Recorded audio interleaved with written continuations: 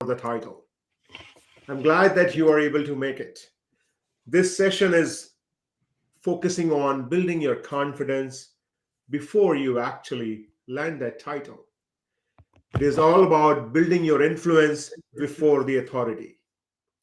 And today we are talking about solopreneurs. We are talking about solopreneurs, entrepreneurs, those who are the CEOs, the worker, and the brand all in one. They are doing everything behind their back, they are doing everything what they can single handedly. And joining me is Sean Shannon, the brain behind strategic growth design. Sean specializes in helping experts finding their edge and build brands that actually grow. Sean, I'm thrilled to have you here, my friend, to help our audience declutter their brand strategy. How are you doing today? Doing great. How are you doing, Rahul? Doing awesome. I'm glad we were able to have this session. What I would want you to start off, Sean, is what does leading before the title mean to you?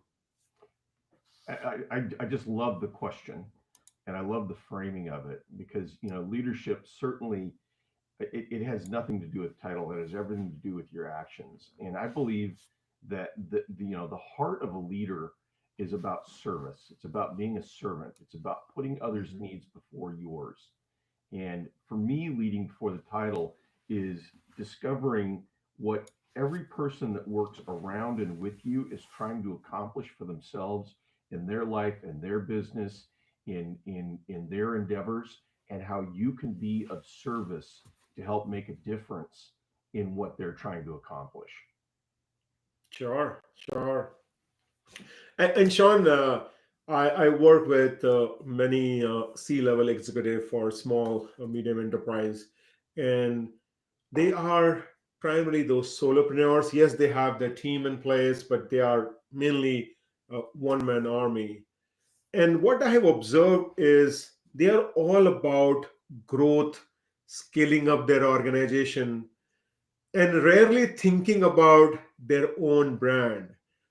They start with a logo, but they don't focus on growth design. But you focus on growth design, your company focus on growth design. So in your experience, Sean, what is the biggest mistake people make when they are trying to define their value proposition? uh, Peter Drucker's famous for saying that the vast majority of businesses have no idea what their customers are buying. They know what they're selling them, but they don't understand what motivates the purchase. And Mhm. so, I like to reverse engineer value propositions by asking the question. Clayton Christensen, one of my favorite authors, Harvard Business School professor, came up with this idea called jobs theory. And the idea is that we don't necessarily buy products and services as much as we hire them to do really specific jobs in our lives. And if we can untangle the job that a customer is hiring our product or service to do for them in their lives, we have really unleashed the power of the marketing messaging, of innovation. We know how we can go about messaging in a meaningful way for the customer. Mhm. So I, I was working with a fractional HR professional about a year ago, and Mhm. she thinks she's selling HR services. She thinks she's going in and helping somebody with their HR function. But Mhm. what that owner, that small and medium sized business CEO or owner, what they've got going right now is they have a fire. They have a dumpster fire going on in their business. It might be around Mhm. compliance that's 6 months behind, or it may be the potential for a hostile work environment lawsuit, or it may be retention. They're losing valuable employees. Sure. Those are the jobs that they're hiring her to come in and do.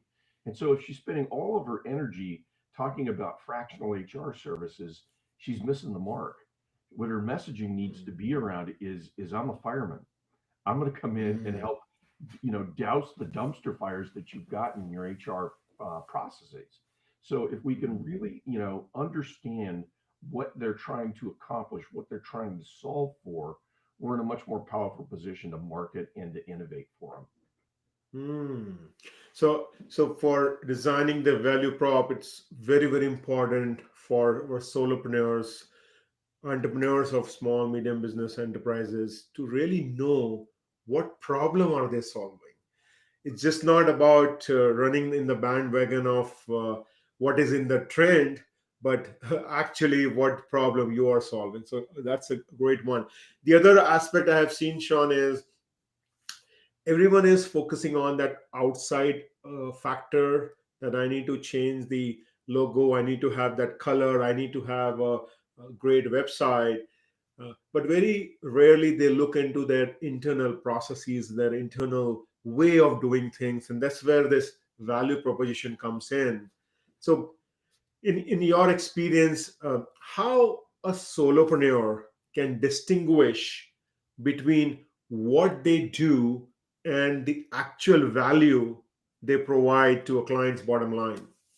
Yeah, I mean, part of it for me is the word value, I think, is bandied around a lot and is not very well understood or defined. Value Hmm. from a strictly economic perspective is this: value equals benefit minus cost. Any benefit that a customer or consumer can capture in excess of the cost, that's value. So we begin to think about what benefits are customers seeking in in Hmm. in in what we do, and what costs are we asking them to incur. And so we begin to think really, almost mathematically about the problem. And so I begin to ask myself, okay, what benefits is a person getting from what I do, and how can I Hmm. communicate those benefits and differentiate the way that I deliver those benefits versus my competition. Really, if Hmm. we get lost in brand, we think of brand as logos, as colors, as taglines. Really, what a brand is are the feelings and the emotions that people associate with doing business with us. That's where our Hmm. lies. And Yeah. we need to backwards engineer that. What feelings and emotions do I want to create with a customer through the process of interacting with me? And when I Wow. walk in and I'm going to help a business owner build out a sales process that they have been unable to build out for you know 10 or 12 years, the emotions that I'm looking to create in them are relief. I'm looking to create the joy of being able to spend more time with my family or work on my business and not in my business. So my brand Hmm. really is about creating the time for a business owner to work on where it is they ultimately want to get the business, as opposed to where's the next deal coming from. Hmm. Wow, I think you're bringing another great point. Many organizations, they focus on their marketing, their branding of the logo, their advertisement. And just 2 days ago, we saw the world's greatest ad, at least in the United States, airing during the Super Bowl game. And there were few which really touched everyone's heart. There were few which was just went by. They just consumed their 20, 30 seconds. Uh, so what I am learning, Sean, from you is brand is just not about that logo. Brand is just not about the colors. It is about the feelings, the emotions that people are attaching to you, to your organization. Very, Yes. very powerful. Very Yeah, powerful. and in the experience of how we deliver our product. I mean, there's an old line, that the worst thing you can do for a bad restaurant is great advertising, Mm. right? Yeah. The food has got to taste great. You know, Sure. listen, the Chili's three for me special is fantastic. It's a great Hmm. advertisement. And yet, when I went there 3 weeks ago to my local Chili's, the hamburger was overcooked. Mm. The bun was stale. The lettuce was wilted.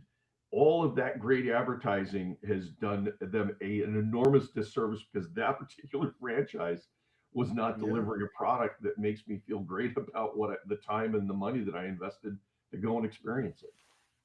Correct. Correct. One of the things which I learned when I was growing up as a leader, Sean, is always under promise and over deliver.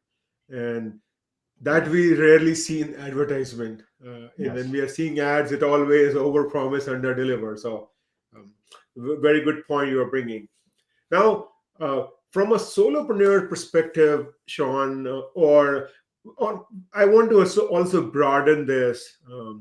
A lot of people who would be listening to us or will be watching us later, they may be those corporate employees who are either thinking to step away to get that additional revenue stream for them, or probably they are not having that courage to step out and start their own business, and they also need to focus on that value prop. They also need to focus on their own brand.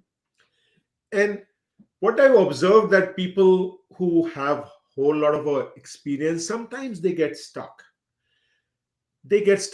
And what are the symptoms that you have observed that their brand design is actually holding them back?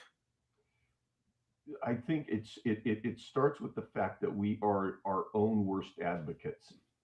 We undersell Mm. our own selves on what it is that we do.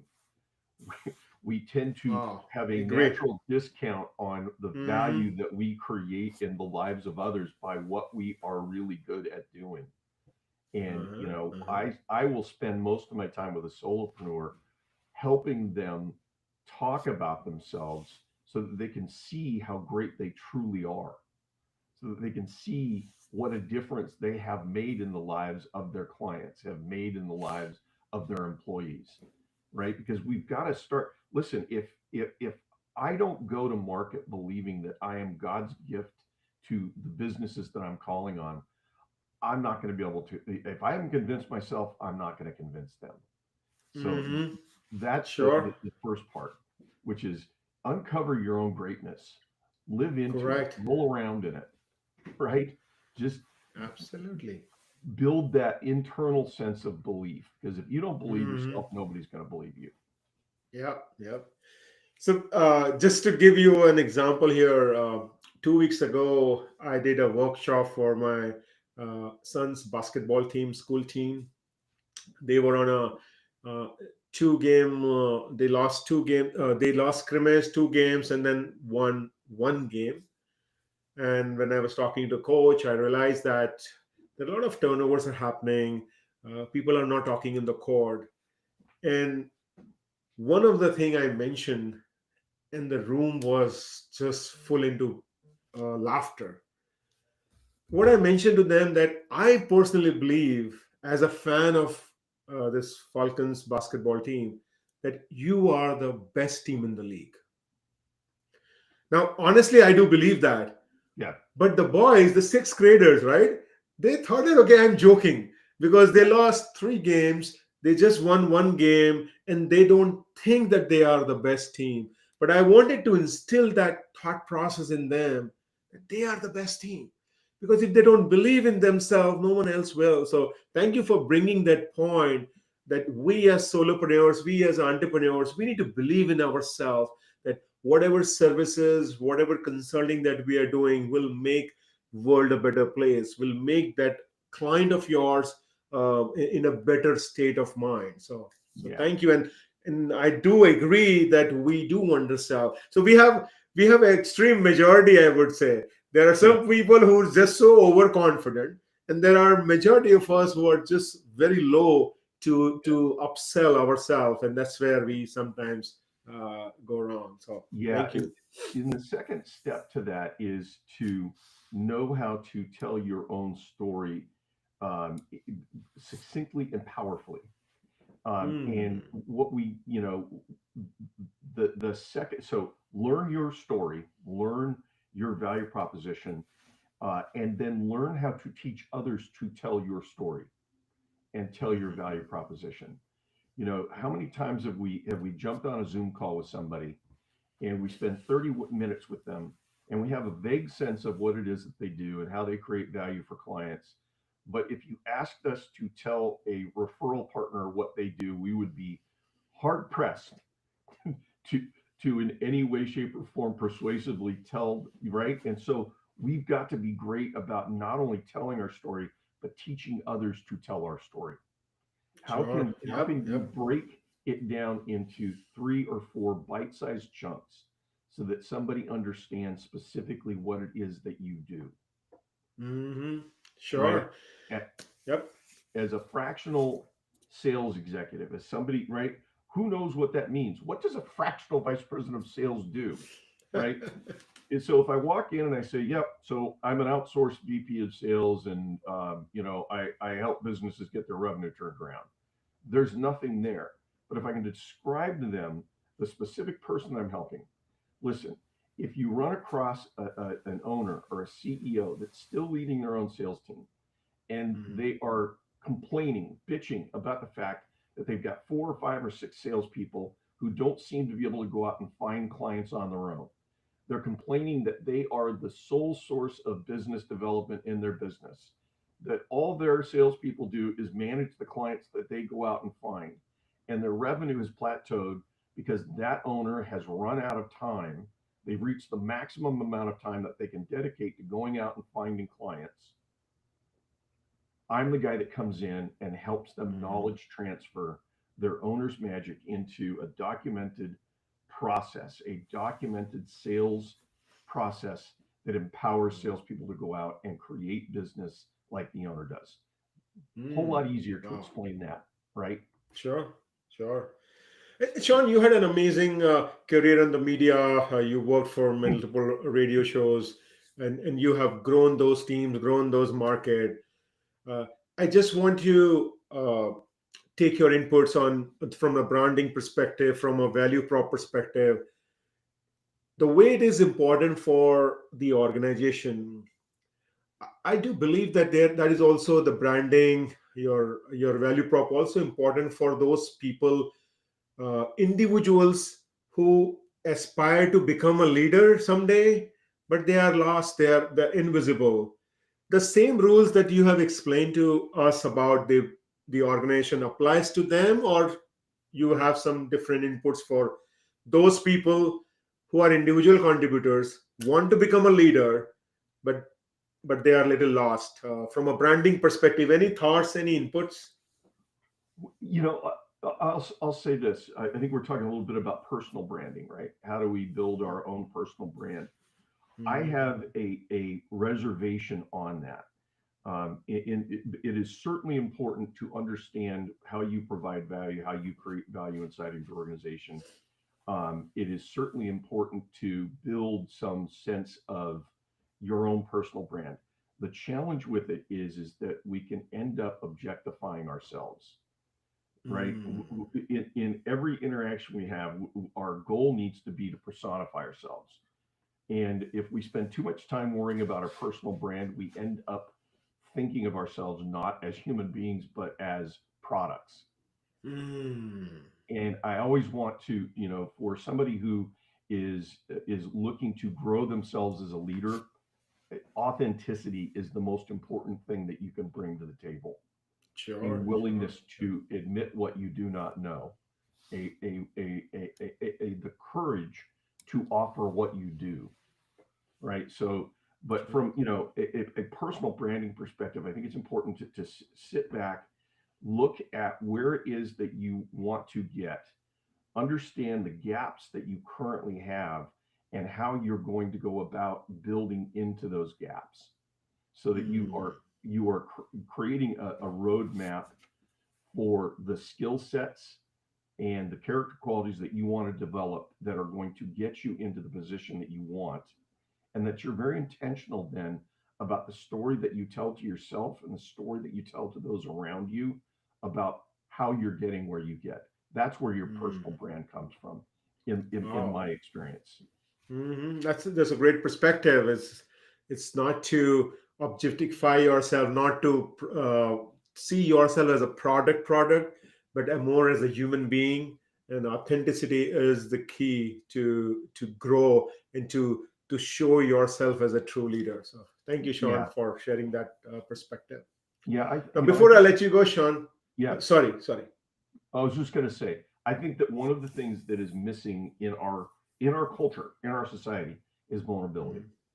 Mhm. is Hmm. is the willingness to lead with those things that we are afraid that everybody is going to think of us. And the funny part is that the things that I am afraid that people know about me, they all know anyway. And if Hmm. I am the one that is willing to share those fears and willing to share those weaknesses, I'm inviting it back, and I'm creating a culture of trust, a culture of collaboration. Yep, yep. No, very well said. And vulnerability is very, very critical.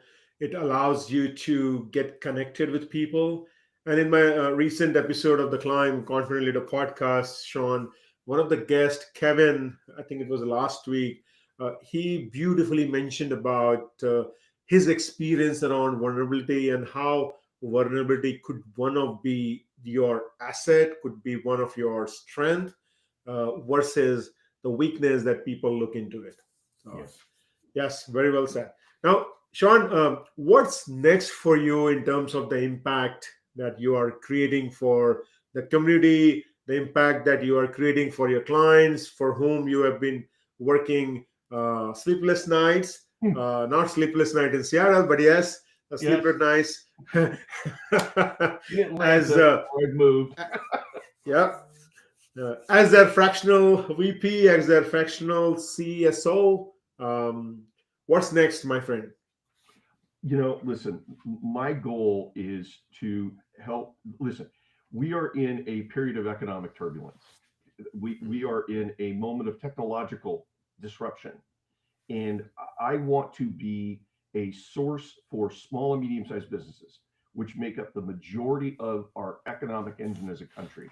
I want to be a source of clarity, a source of wisdom to help business owners. We're in a moment in time when you think about sales and marketing, we tend to think them in two different silos. AI is creating this enormous gray space of where does marketing end and the sales process begin.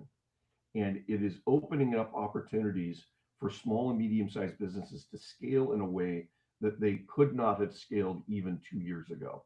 And I want to be a part of growing that economic engine, helping Hmm. clarify for small and medium sized business owners how they can put the power of AI to work in their sales and marketing in a way that growth that they couldn't have imagined can happen now. Hmm. Wow. No, you rightly mentioned that the source of the growth in today's economy is these small, medium business entrepreneurs. They are doing amazing work from their own capacity, but with the push of the expertise that you have, your wisdom when it comes to building the sales organization, could definitely take them to the next level. So thank you, Sean, for sharing your insights for our solopreneurs, for our entrepreneurs of SMB companies on how they can really create their value prop and how they can differentiate themselves by focusing on their brand, not on the logo, not on the color of the brand, but the values, the belief, the feelings that they bring onto the table when clients are interacting with them. So, for everyone watching, remember your brand is the bridge between your potential and impact. Don't let it go. And if you want to reach out to Sean, visit his website, strategicgrowthdesign.com. You can also connect with him on LinkedIn.